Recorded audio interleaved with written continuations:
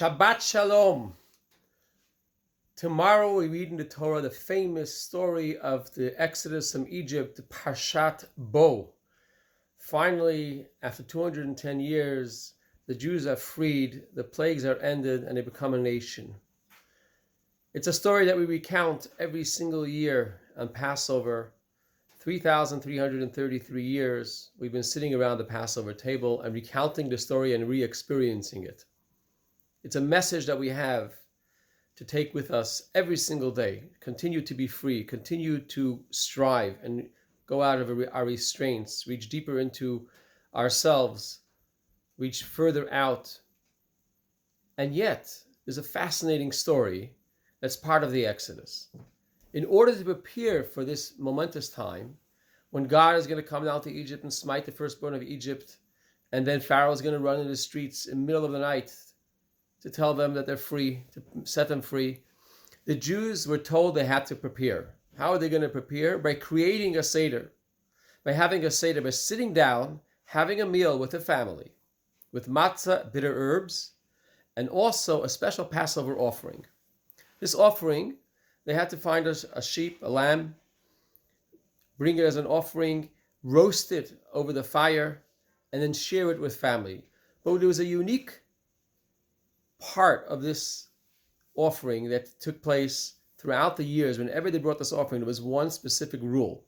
And that rule is, in order to take part of this Pesach offering, of the meat of the lamb, you had to be counted and associated with the lamb to begin with, before it was slaughtered.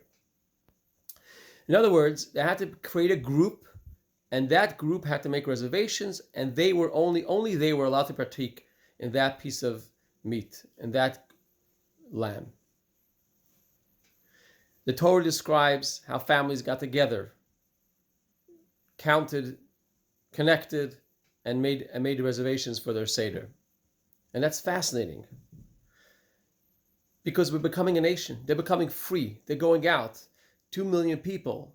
Why is it so important to connect to that family? Why was it that every family had to have their own Pesach offering? Why couldn't they just share the meals together? And the important message is that when we become a nation, when we become a people, we can't forget about our family. We can't forget about our closest ones the people who are closest to us.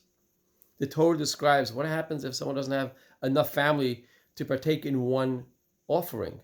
What happens if they were small? What if the family was lost into slavery?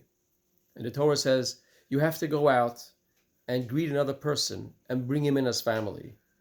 So it's not necessarily only our closest people, our actual blood family, but this point is to create these nucleuses of small groups and make sure we have that connection before we become free, before we become a nation.